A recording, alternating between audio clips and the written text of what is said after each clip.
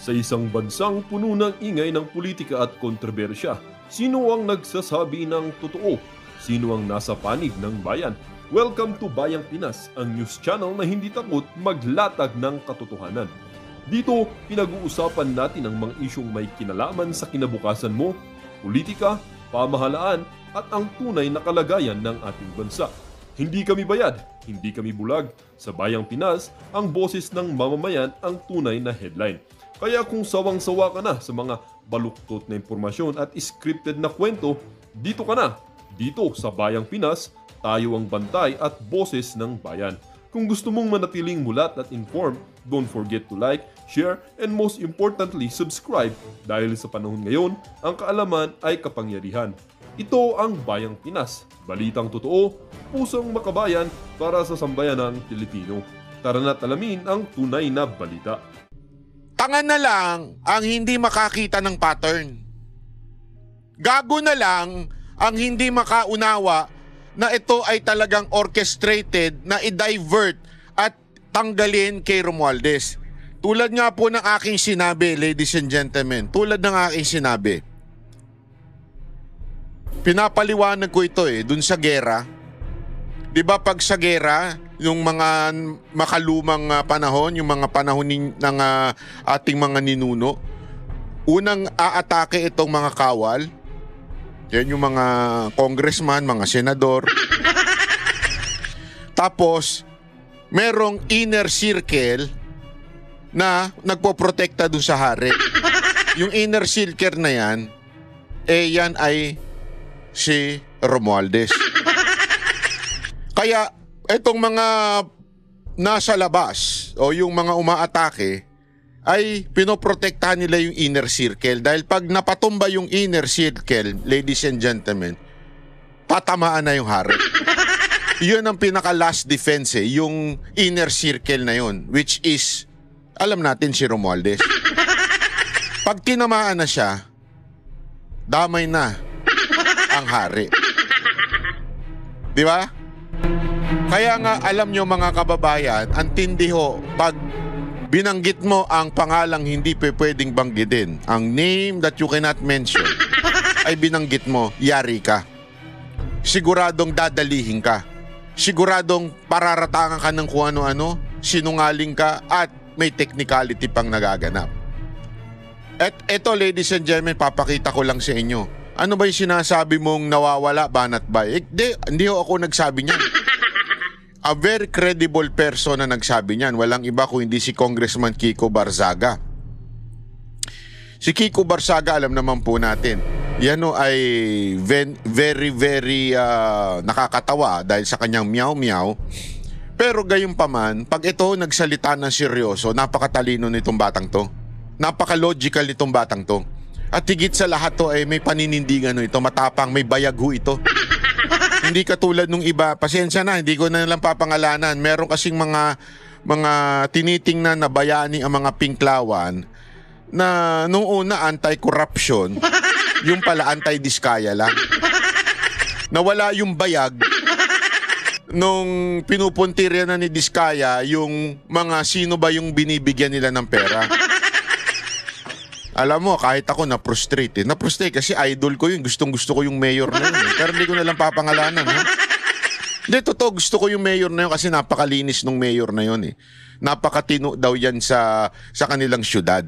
Gayong pa man, itong mayor na ito ay alam natin na hindi gusto mga Diskaya. Wala naman akong problema doon. Okay lang. Pero sana hindi siya tumigil doon. Sana talagang anti-corruption. Kaya lang problema, nakapokus lang siya kay Diskaya nawala yung bayag niya pagdating.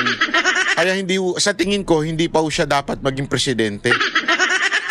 Hindi pa niya panahon. Hindi tayo pwede sa presidente, sa ganyang klaseng politiko o leader na walang bayag. Kailangan natin sa Pilipinas yung may bayag. Hindi po ako nagbibiro Kailangan natin ng matapang. Bakit to? Puro pasaway ho ang mga politiko natin. Puro demonyo mga politiko natin. Kailangan meron talagang matapang na may bayag, may David, ika nga. 'Di ba? Alam mo yung David, yung isipin niyo na lang si David, 'Di ba yung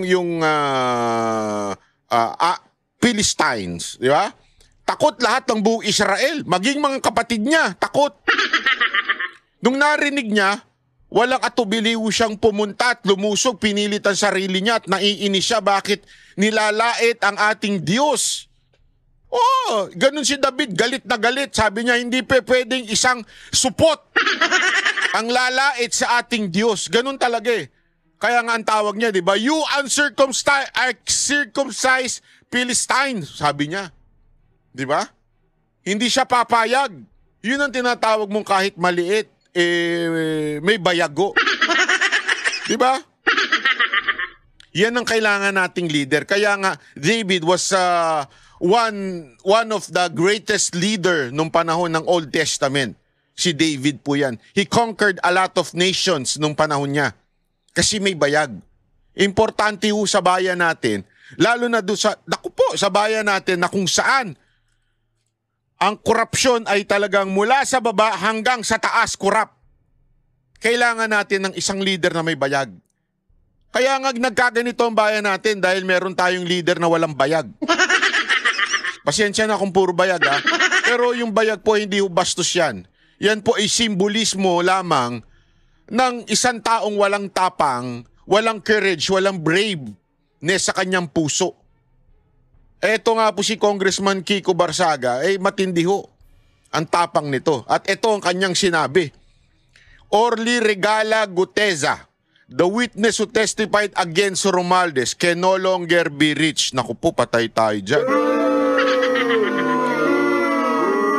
Sana hindi siya pinatahimik ng Marcos administration. Naku po. Sino bang Marcos yan? Si BBM ba yan o si Sandro? Gago! Orly Regala Gutesa, ha? Naku po. Magparamdam ka naman sa amin, ha? At ako nga, sabi ko nga dun sa post ni Bato, handang tumulong sa iyo ang Banateros. Saan paraan? Hindi po sa pera, hindi. Wala naman po kaming pera.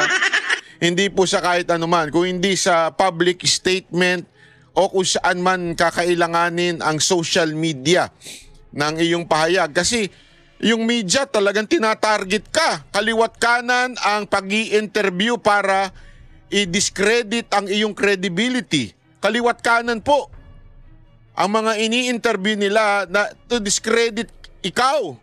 Para tanggalan ka ng kaya nga alam mo, dapat yung mga kapwa Marines nito, retired man o in service pa, dapat to you stand behind this Orly Regala. Kasi alam nyo, grabe ho yung kanyang sinabi kahapon na talaga namang ngayon ikini-question pa.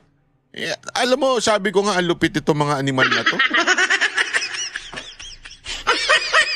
Hindi ho, alam mo yung kini-question nila bakit ayaw niyan tumanggap ng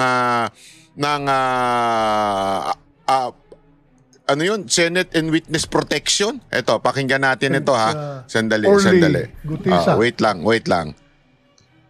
Eto, maganda ho itong sinabi niya dito na nakakaantig ng puso at damdamin bilang isang Pilipino. Hindi ho, alam mo nung napakinggan ko ito, sobra ho akong naantig dahil sabi ko, meron pa pala tayo mga gantong bayani. Kasi parang tahimik ang ang ilan nating mga kababayan na dapat sana nag-iingay.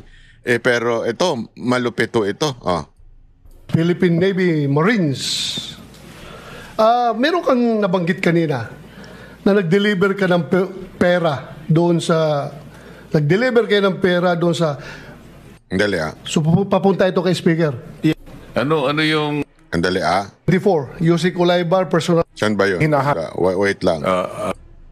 Naku po, wala ata dito. Wait, wala po dito. Chotomate, ha? Mahahanap din natin yan. Pero bago yan, ano muna natin? Ano ba yung mga issue na ipinupukol sa kanya? Una-una, ito. Ito po tingnan ninyo yung reaction ng Blue Ribbon Committee Chair. Ayan. Naku po, patay tayo dyan. Ano sinabi kagad? Di ba? Ano sinabi? Ayan Lacson's order full record check. Naku po. background investigation of Guteza. Ang lupit, ano? Hindi, ako ito lang eh. Ang daming resource person. Ang daming nag-testify against Zaldico, against other senators, other congressmen. Bakit ito lang ang sasabihan mo, Lacson, na kailangan ng background check? Talagang full record check? Background investigation? Kasama ba dyan yung pagkawala niya sa background investigation? Ako'y nagtatanong lang. Diba? Kasi, tandaan ninyo, diba? They tried to discredit him by hinukay pa, di ba, ni Tulfo, ni Erwin Tulfo, sabi niya, eto, galing ito sa Malacanang. Eto ang record mo. Galing sa Malacanang yun, ha? Siya nagsabi. Si Erwin Tulfo nagsabi nun, galing ito sa Malacanang. Eto record mo, ito pinagsilbihan mo. And he was not dismissed. Nag-resign lang po siya. Kasi mandatory, 50 plus na po siya. Hindi pala mandatory. I think it was early retirement. May mga ganun kasi, may mga kaibigan din po ako nag-early retirement. Kasi parang meron silang kailangang pag-atinan na pamilya, o yung iba gusto nila mas ma-enjoy pa yung buhay. Ganun. So nag-early retirement ito, tapos may alokasi na I think mas malaki yung sa Coca-Cola. Siguro, dahil private nga naman. Pag private, mas malaki ang bayad. So nagpunta siya doon. Tapos, tsaka siya kinuha ni Zaldico na bilang aide. Alam mo, si Zaldico ngayon sumagot. Hindi niya i-deny ito eh. Hindi niya nga i-deny ito eh. Yung lantaran danayan na hindi ko tao yan. Wala sa record niya. Wala sa ano. Di ba? So anong ibig sabihin nito? Ibig sabihin, yung background check ninyo, Lacson, ayun na. Kalabitin mo na lang o katukin mo yung opisina ni Erwin Tulfo. Hoy Erwin, asa na ba yung background check mo? Galing sa Malacanang yan, sabi mo, di ba? Sabi niya yun ha. Nadulas siya dun eh. Galing sa Malacanang. Bakit ka nakakakuha ng impormasyon mula sa Malacanang?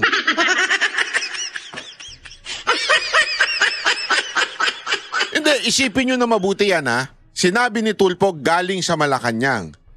Therefore, nakikialam ang Malacanang sa investigasyon na ito. They're trying to discredit this guy from Malacanang. Ganong katindi po ang pressure from Malacanang. Yung kanyang nilabas kagad in a matter of how many minutes yun? Kasi binigla eh. Kine-question kasi nila bakit daw binigla itong witness na ito ni Marcoleta. Nakakataka naman daw. Kasi nga, alam mo na, si Marcoleta matalino ho yan eh. Kaya nila siguro binigla para hindi na ma-tampered yung alam mo naman yung affidavit eh. 'Di ba? Uso ngayon ng tanim witness diyan eh. Naandyan pa yung mga mahilig sa tanim witness. Yung iba biglang inaabutan ng papel.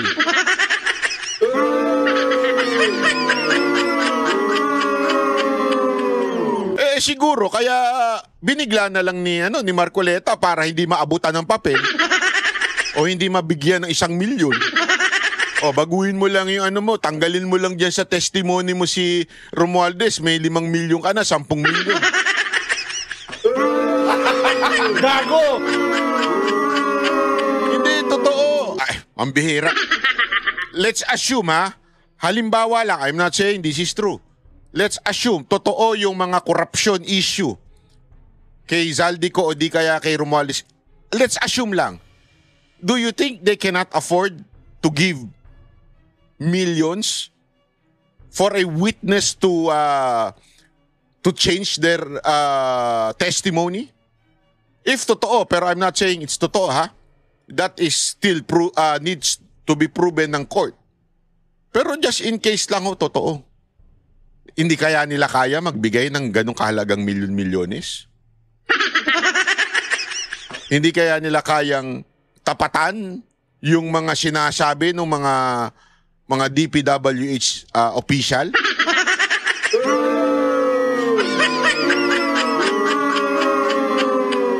Tandaan ninyo eto lang. Just think of this. This is a very logical thing. Isipin nyo na lang na mabuti. Kung yung mga DPWH na yon, nga umamin dyan, di ba?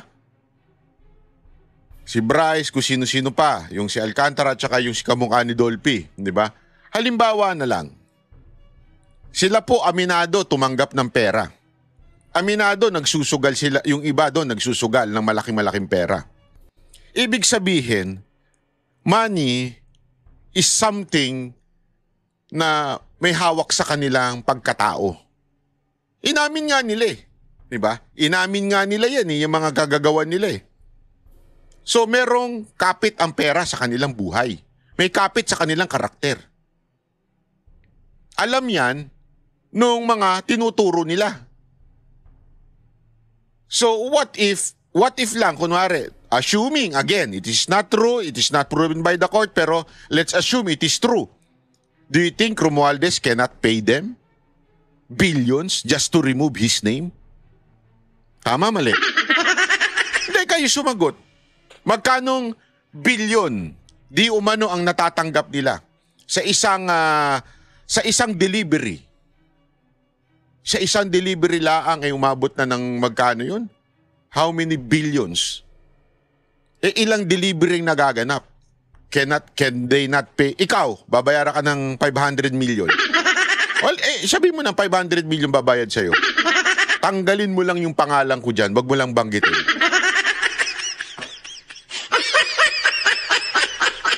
Pwede ka na mag-retire niyan. Pwede ka nang magtago niyan, mag-retire niyan eventually. O baka pwede pang sabihin, mag-alala. Akin yung Senado. Tuta ko yung mga nakaupo dyan.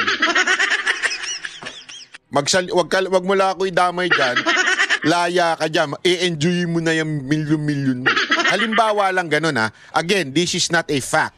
This is just a assumption na the accusation is true. Is it possible that that person can do that? Posibleng-posible. Tama, mali. Kaya nga, alam nyo, ganito ang ginawa ni Lacson. Kasi yan ni Lacson, ni Marcoleta. Inaakusahan kasi siya na bakit parang binigla.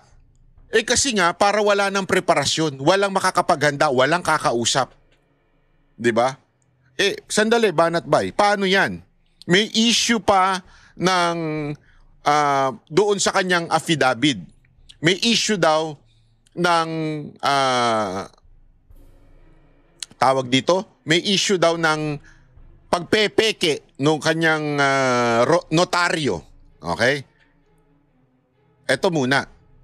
Pakinggan po natin sa abogado. Gaano ba kaimportante yung notaryo at yung bang notaryo ibig sabihin ay nagsisinungaling ka kung hindi totoo yung notaryo? Di ba? Alam naman natin sa Pilipinas, huwag na tayo magmaang-maangan sa Quiapo. Hindi lang sa Quiapo, kahit sa iba pang mga lugar, lalo na sa mga government institution like LTO, may mga notaryo dyan sa paligid. Wala naman talaga abogado.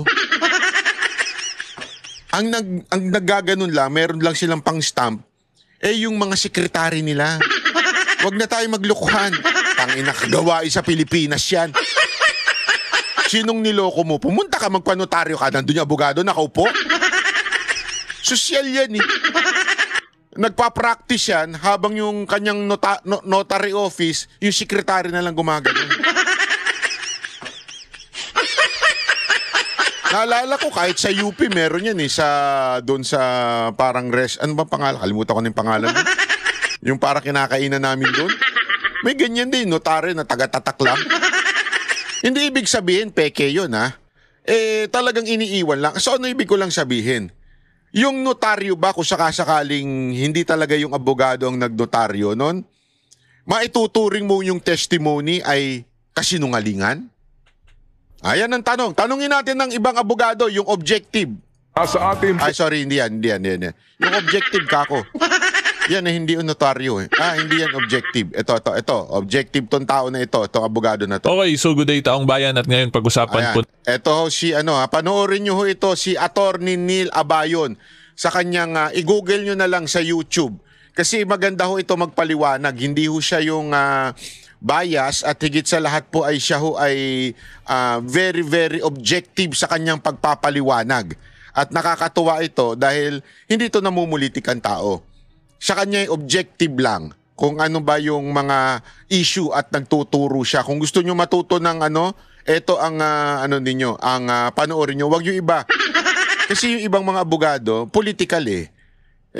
Kapag political ka, talagang magiging bias ka. Ito ho, hindi ho political. Kaya panoorin nyo to si Attorney Neil Abayon. Natin tong naging big issue dun sa testimony po ni Sergeant Orly. Okay, so as to the substance of his testimony, wala naman actually yung issue pa so far kasi wala pa namang nag-present ng contradicting evidence to it. However, ang naging problema po dito ngayon, kine-question yung pagnotaryo nung written form nung testimony niya, yung sworn statement po niya. Kasi kasi sumulat po yung lawyer na allegedly nagnotaryo na hindi daw siya yung nagnotaryo nun. Okay? So ngayon na-explain ko na lang po sa inyo kung ano ba talaga yung notaryo, ano yung purpose niyan, at kung ano po yung epekto kung talagang, yun nga, maging peke yung notaryo dun sa sworn statement niya, sa written sworn statement po ni Sergeant Orly.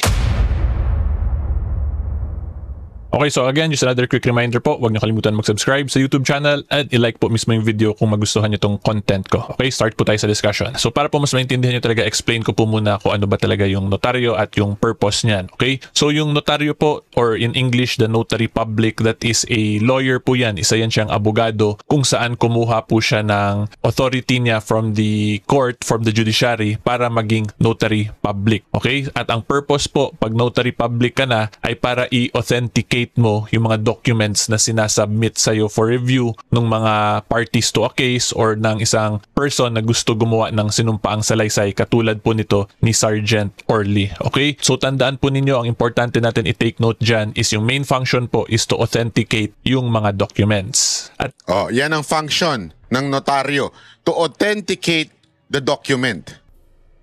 Okay? Authenticate the document, not the person. It's the document. Ibig sabihin, halimbawa niyan, kunwari meron kayong pagkakasunduan ng isang tao, contract to each other, i-authenticate yung document na yon.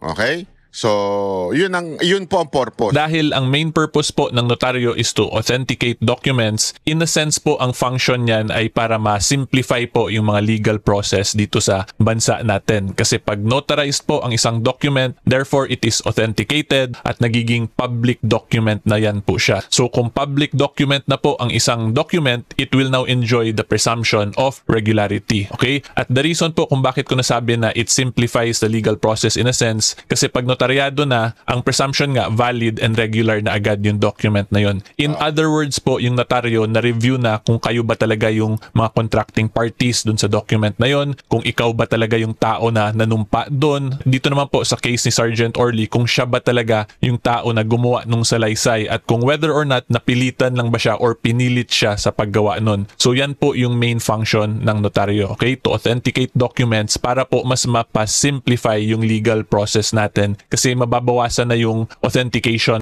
diba? Kasi yun nga po, pag notaryado ang document, it is now authenticated, therefore it is a public document, consequently it enjoys presumption of regularity. So in that sense po, it simplifies the legal process. Okay? Ayan.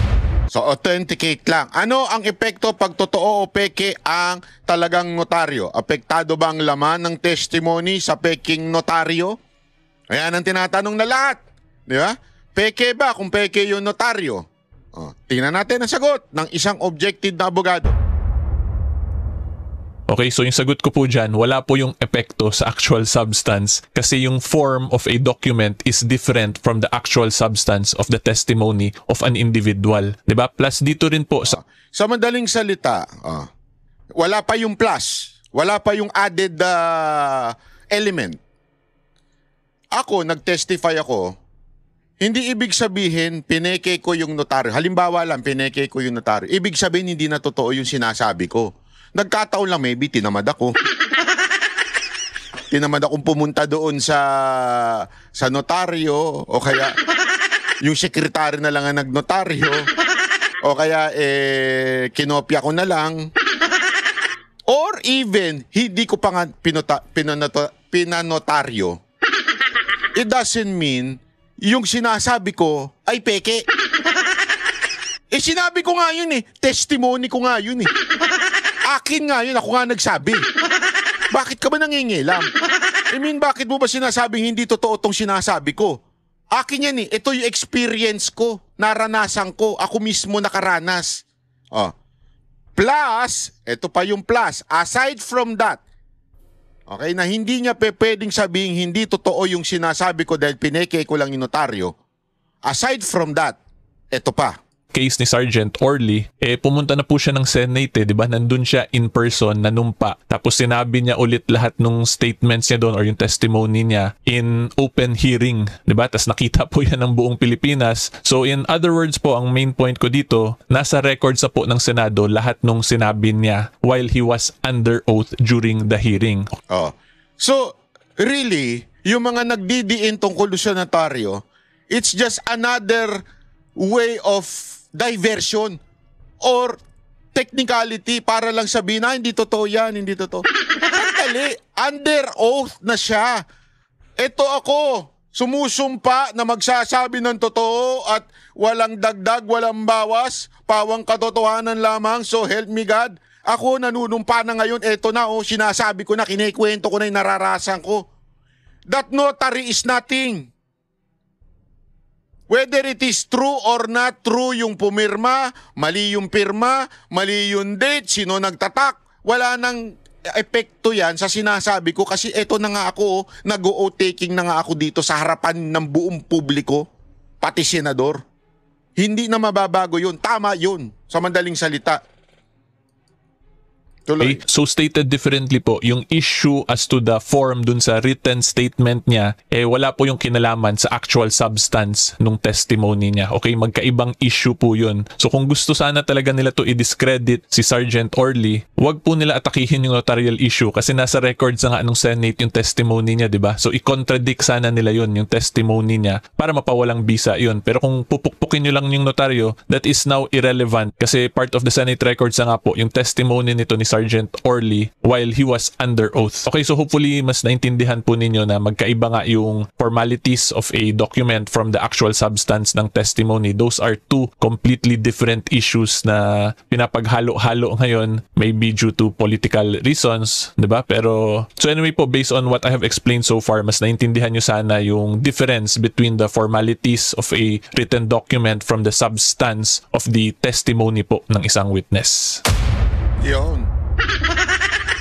Okay, kasi yun nga, they are now attacking the testimony kuno because allegedly fake daw yung notaryo. Pero since yun nga po, pumunta na siya sa Senate, he was in person, nanumpa siya, sinabi niya ulit yun dun, edi wala na pong kwenta yung argument nila na peke yung notaryo, diba? Kasi kahit na po, let's say for discussion purposes na peke nga talaga yung notaryo, irrelevant na po yun kasi pwede na po natin itapon nga yung una lang niyang ginawang sworn statement, assuming peke talaga, diba? Edi ngayon, yung gamitin na lang natin is yung actual testimony niya sa Senate. Gets nyo? Pwede nang itapon yung notaryo. Kung ako, pakakain ko sa mga senador yun pakakain ko sa mga senador yun. Sasabihin ko talaga sa kanila, ito na yung notaryo nyo. Bakit kayo nakapokus sa notaryo? Nagsasalita na nga yung tao Nagbigay na siya ng testimony niya, may bayag nga siya Tapos kayo, anak kayo ng weteng.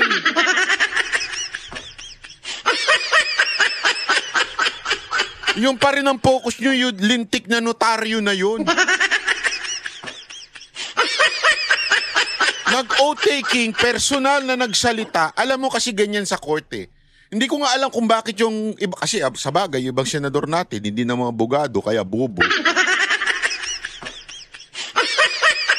Hindi naman lahat ng hindi abogado, bobo pero hindi ka ng abogado, bobo ka pa. Ang sakit nun. Kasi sa korte, authentication is very important. Authentication is very important. Ano ibig sabihin nun? Kunwari, merong video. Eto. Kailangan i-authenticate yung video na yan. As a matter of fact, there is a decision that dismisses, hindi ko na lang sasabihin kung kaninong case, pangalan. May isang dinimandang media, political blogger, ng isang politiko. Ito lang, recently lang, kaibigan natin ito. Ang reason ng piskal kaya dinismiss yung libel case against him, yung status niya sa Facebook ay ito. Because the accuser did not authenticate such post by the Facebook company o the Meta. Kasi in everything, hindi pwedeng nakita mo lang, ito. Kung ikaw mag-accuse ka, magsasampa ka ng libel, you have to authenticate that such post was really posted. Ganun katindi ang authentication. Hindi pwedeng papel-papel lang yan. Kung meron mang video, you have to authenticate dyan sa Google. Is this video really true? Kasi lalo na ngayon may mga AI. Kailangan mo talagang i-authenticate. Kailangan mo sabihin, oo, ako ang nag-video dyan. O di kaya yung kumpanya na pinasukan, sabihin yung platform, yung Google, sasabihin, oo, totoo, lumabas yung video na yan at itong channel na ito at ito ang user, yung person na naglabas dyan. Kailangan may authentication. So ano ibig sabihin? Dito, yung papel ay walang kwenta kung hindi i-authenticate. So ang importance ay nandun sa authentication. The person itself who said, totoo, ako sumulat niyan, ako ang naglagay diyan, pirma ko yan. Yun ang pinaka-importante na kailangan, yung authentication. Ano ho ba ang ginawa ni Orly? Siya na mismo ang nagsalita doon sa Senado. Pwedeng gamitin yung notaryo na yun. Kunwari, ako ito, sinulat ko ito, pak, notaryo, pak! Tapos, Marcoleta, ikaw na lang magbasa. Ayokong pumunta dyan, natatakot ako doon sa chairman. Barangay chairman, hindi si Lacson. Yung barangay chairman dyan sa Senate. Natatakot ako dyan. Yan, sabi niya, di ba? Tapos, babasahin ngayon ni Marcoleta. Ito ang salaysay ni Sir Orly, bla bla bla bla bla bla. Ito po ay notaryado. Yan, may epekto yung notaryo mo. Kaya lang, yung talagang tao, pumunta na. At sinabi niya, ito ang aking testimony. Under oath, sumumpa ako. So that notary is, alam mo yun, wala na. Ando ka na sumumpa ka na Di ba?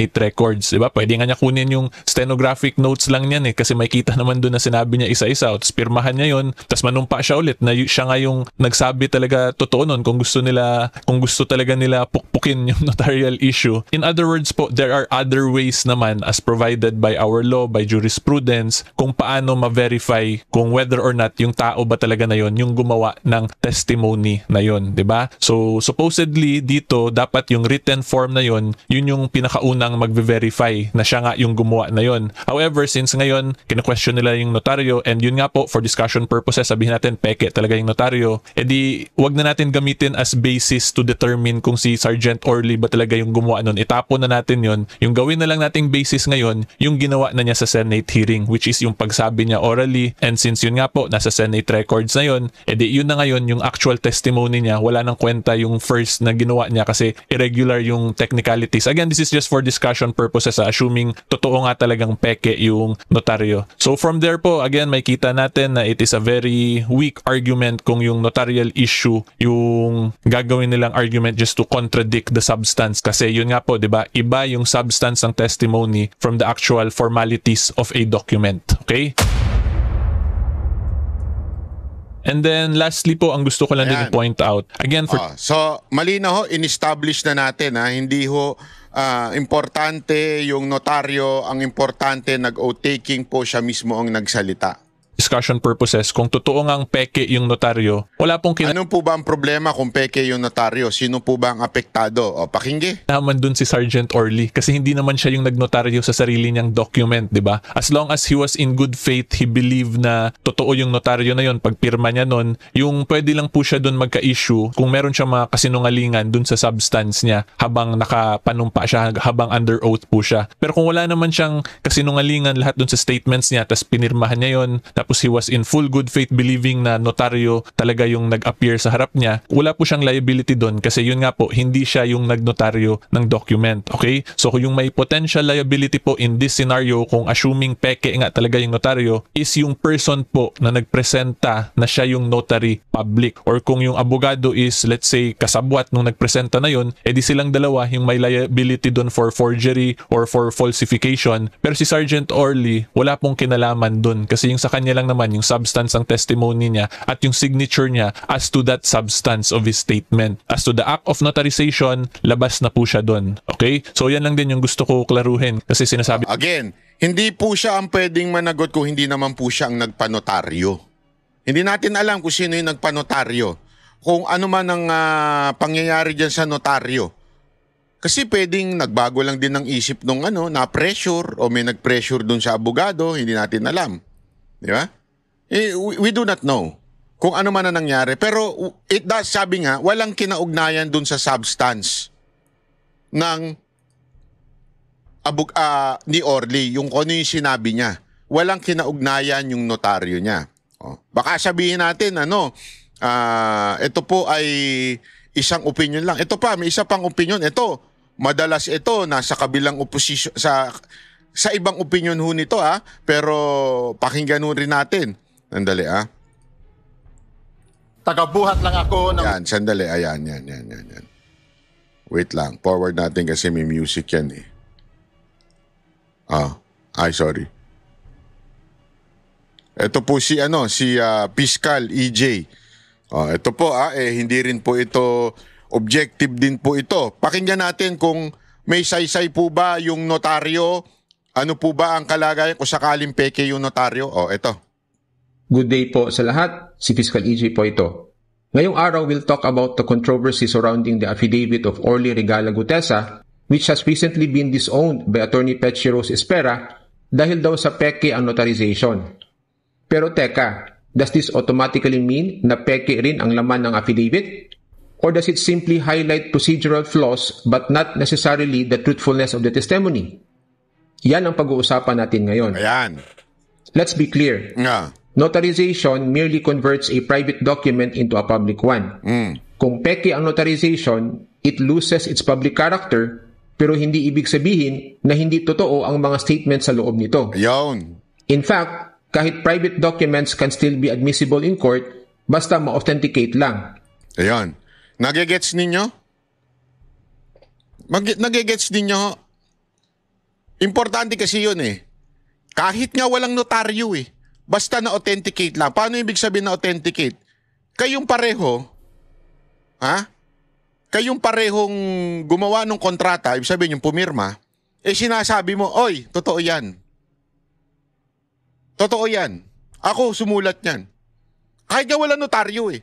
So that notary tying is, bakit ba para saan ba yung notaryo? Sabi nga ni nung isang abogado, si attorney para bumilis lang. Hindi na kailangan tanungin pa nung, para mo bagang sinagmit lang in advance. Kasi nga, remember, the lawyer is an officer of the court. Di ba? So para mo sinabit lang ng earlier, nanotarize mo na yan. Ibig sabihin, we do not need to authenticate that. Pero kahit walang notaryo, even it's a private document, private contract o whatsoever, kung ikaw mismo nagsabi at ikaw yung nagsulat doon, at sinabi mong, oo, pirma ko yan, ako yan, na walang notaryo, that substance itself, tama yun. Yung mismong substance na yun, tama yun. Kasi in-authenticate mo, sinabi mo, oo, yan ay totoo. Dito, sinabi niya mismo sa Senado. Anak kayo ng 3 kalabaw na pinagdikit-dikit. Mga hindot kayo na nagsasabing hindi totoo. Kaya nang si Gutesa ay tumistigo under oath before the Senate Blue Ribbon Committee, pwede na nating masabing na-cure ang defect ng notarization. From that point, he was already bound by perjury laws and by the scrutiny of the Senate. Pero ang tunay na tanong, is he telling the truth? That's a separate matter entirely. Now, here's why things get tricky. Kahit pa totoo ang mga laman ng affidavit, the fact remains, kung alam ni Gutesa na peke ang notarization at ginamit pa rin niya ito, he could be liable under Article 172 of the Revised Penal Code for the crime of use of falsified documents. So, ibig sabihin lang, kung siya yung nagpeke nung notary, makakasuhan siya ng pagpepeke ng falsified document. Not falsified substance. Yung document lang, ibig sabihin, pineke mo kasi yung abogado, kunwari pinirmahan mo, something like that. Pineke mo yung pirma ng abogado. Doon ka lang magiging liable. But it doesn't mean the substance is not true. Kasi galing sa iyo yun. Tatlong elements ang kailangan. Number 1, alam ng offender na falsified ang dokumento. Number 2, ginamit niya ito in an official proceeding, gaya ng Senate inquiry in aid of legislation. At number 3, may damage o at least intent to cause damage. So yan po, ladies and gentlemen, ay sinasabi lamang dahil kung ikaw ay nameke. Pero yung first issue dito, hindi na kailangan ng notaryo kung nag-oath ka na. Ikaw na mismo nagsalita, nag-authenticate ka na. Eh bakit yan ang target ngayon? Kaliwat kanan na mga pinklawan, senador, media. Yan ang puro issue nila. Imaginein mo to Ganito lang kasimple. Ako nagsalita. Sinasabi ko si Romualdez at si Zaldico sangkot. Biglang ang sasabihin sa'yo ng media, sasabihin sa'yo ng mga pinklawang tae, mga makatae black, mga komunistang terorista, at etong ilang senador natin sasabihin, ay sandali, pineke mo yung papel mo. Yung sinulat mo dyan, mali naman yung pirma dyan. Hindi naman yan totoo. Para ka bagang tanga, ang haba nung sinabi ko tungkol sa mabibigat at matitinding pasabog ko, ang pinansin mo itong dokumento ko na kung sakali mang minadali ko at gusto ko lang mapirmahan ka agad ay yan ang pupunahin mo? Alam mo tawag dyan? Alam mo tawag dyan? Technicality, gusto mo lang dalihin sa technicality. Alam mo ba, yan ang gawain ng mga abogadong gustong ilusot yung client nila na nagtutulak ng droga?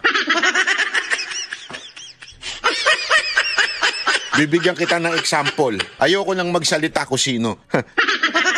Maraming kaso ang nadidismiss sa Pilipinas out of technicality, not because out of they're not guilty.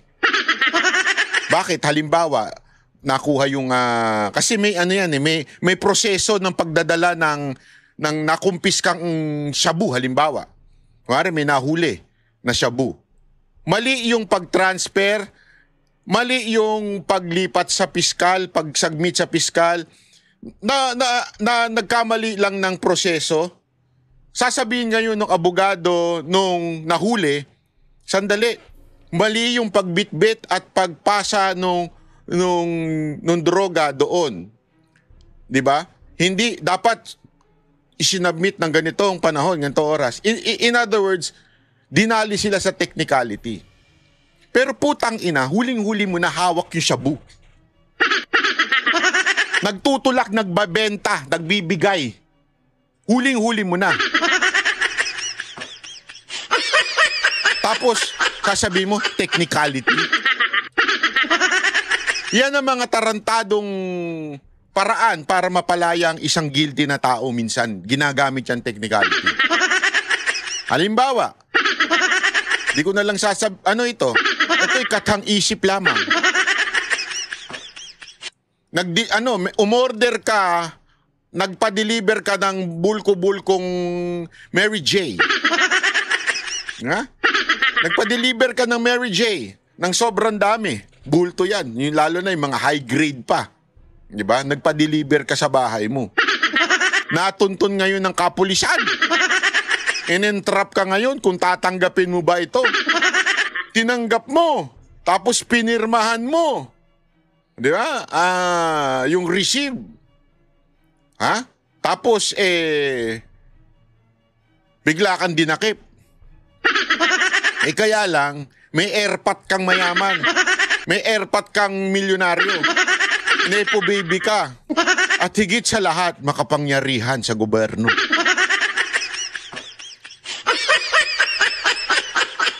So, yung tatay mo, pinagalitan ngayon yung mga nanghuli sa'yo. Tangin na, si Santi kayo, mga animal kayo. Tapos, anong gagawin? Pag hindi nyo binaboy yung pag-handle ng yung nahuli na yan para madali kayo ng technicality, ay tatanggalin namin kayo. Kaya kailangan ninyong mali-maliin yung pag-handle ng ebidensya. Siyempre, ikaw, pobreng pulis ka lang. Tangina. Ginagawa ko lang yung trabaho ko. Tapos, porkit mayaman ka at makapangyarihan ka, sunod-sunuran sa'yo ang mga tao. Sige na nga.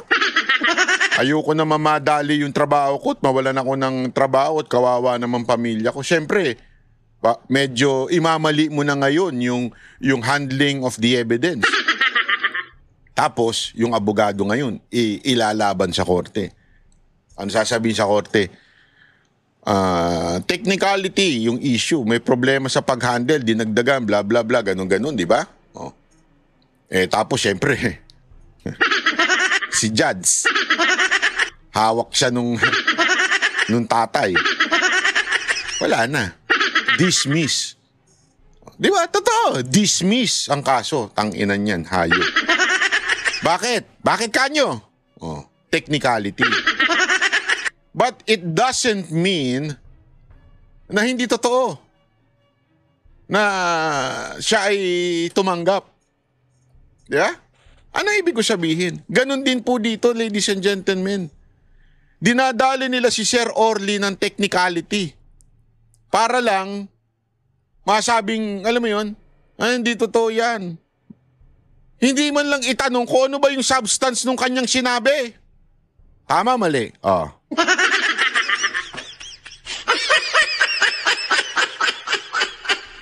Diba? Kaya nga ito pakinggan natin itong sa kabilang panig naman. Sa kabilang panig, kung anong kanyang eksplanasyon.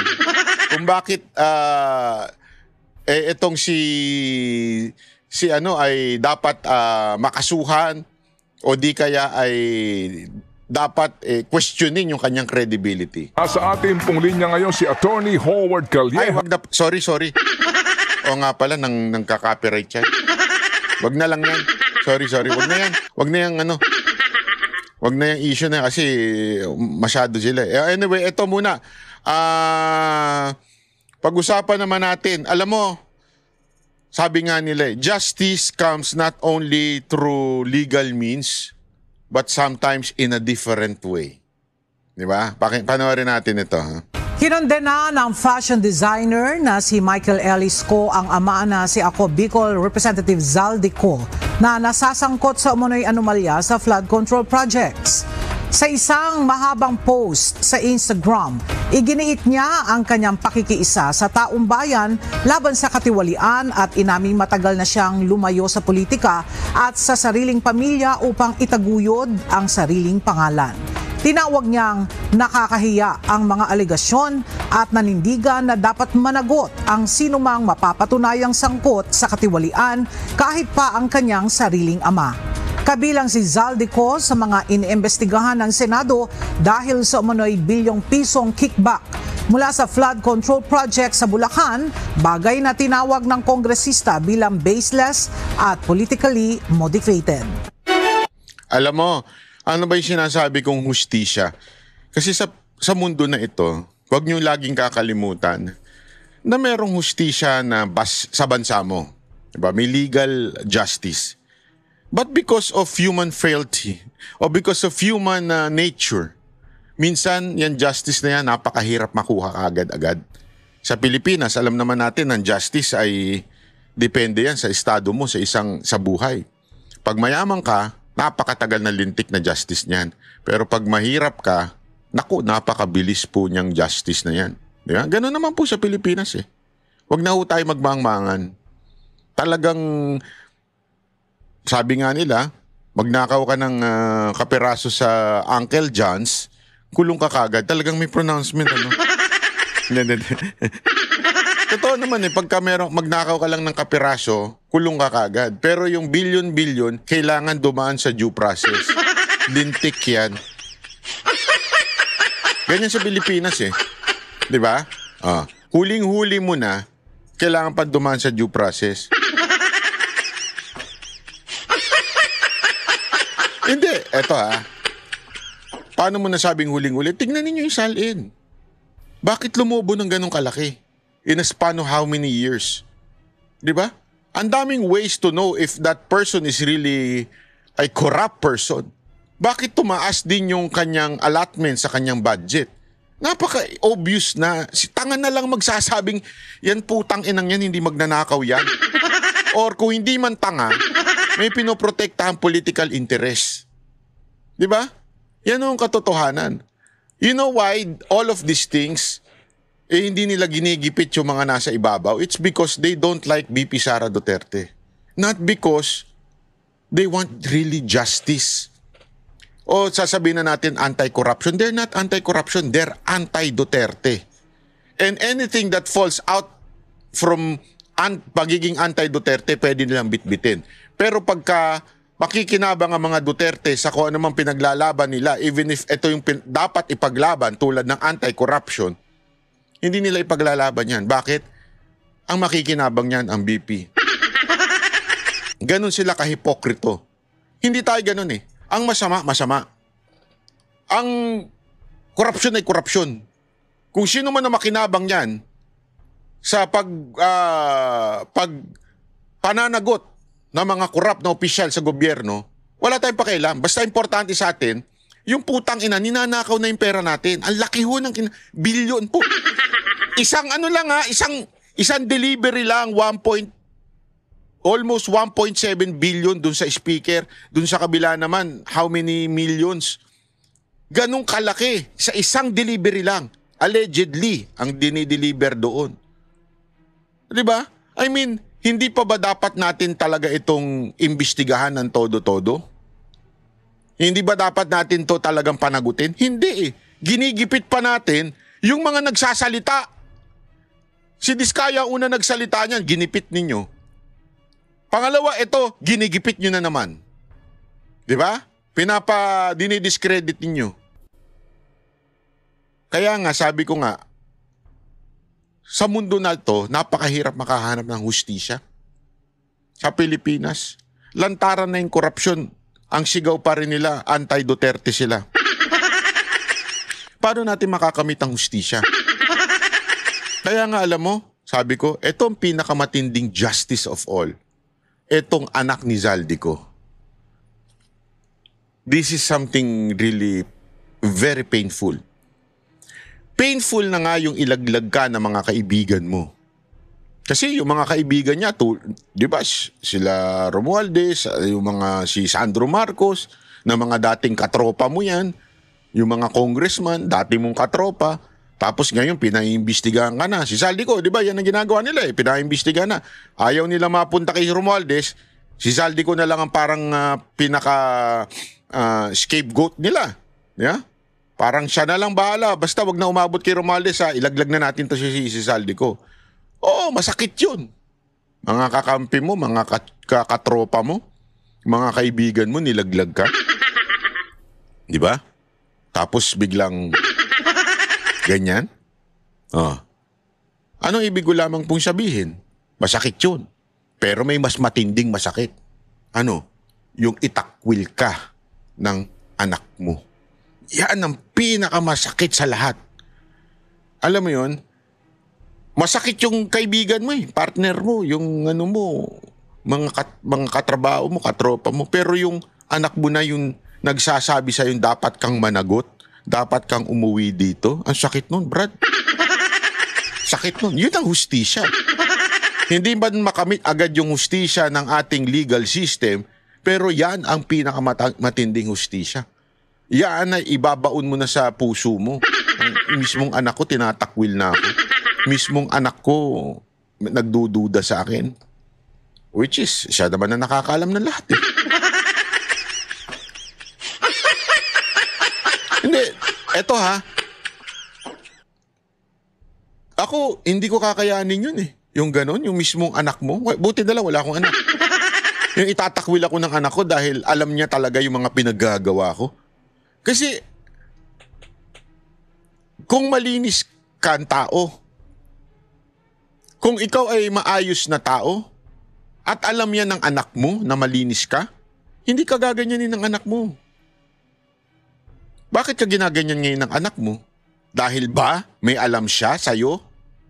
Dahil ba naniniwala siya sa mga paratang sa'yo? Ang sakit nun, Brad. Ang sakit nun. Dala-dala mo yan sa pagtulog. Bakit ganun? Yung ibang tao, alam ko, lalaglag ako niya. Mukhang pera din yung mga animal na yun. Pera-pera lang sa mundo na to. Pero yung anak ko, ilalaglag ako. Bakit? Diba? Masakit yun, Brad. Masakit yun. Hindi yung katanggap-tanggap. Diba? Kaya nga tayo, meron nga tayong kasabihan eh. Gagawin ko ng lahat kahit magpakapokpok. Magpa-chupas. Ay, sorry. Magpa-ano sa mga bading. Gagawin ko ng lahat basta masustentuhan ko lang ang anak ko. Di ba? Totoo yan eh. Lalo na kayong mga OFW, you would do everything. Lahat ng loneliness, lahat ng pagmamaliit, pag-aalipusta ng mga amo ninyo dyan sa ibang bansa, tatanggapin nyo para sa anak nyo. Yeah? You will do everything para sa mga anak ninyo. Kaya masakit yung bagay na yan. Yung anak mo mismo ang magtataboy sa'yo. Naku po. Masakit yan. Ikaka-stress mo yan. Yun? At maaari mo pang ang ikamatay yan pagka sobrang stress ka na. Wag. Alam mo, Zaldi ko, ano yan ha? Tanda mo, habang may buhay, may pag-asa. Hindi, ito seryoso ito. Habang may buhay, may pag-asa. You can repent if nasa puso mo na yan. Habang may buhay, may pag-asa, you can repent kay Lord. Walang ano yan. Basta you have to tell everything. Kung ako nga sa'yo, sabihin mo na ang lahat. Yung pinoprotektahan mo, nilaglag ka na eh. Di ba? I mean, tinatakwil ka na. Yung mga pinoprotektahan mo, grabe na makapag-ano sa'yo. Bakit ayaw mo pang magsalita? Ikaw na ang susi dito. Gusto mo maging bayani? Eto, ang susi. Ilaglag mo kung sino man ang nag-uutos sa'yo, kung sino man ang dapat ilaglag. Di ba? Nasa sa'yo na yan. Kaya nga, if all of these things na ina-accuse sa'yo ng tao, which is lahat, wala atang hindi nag-accuse sa'yo.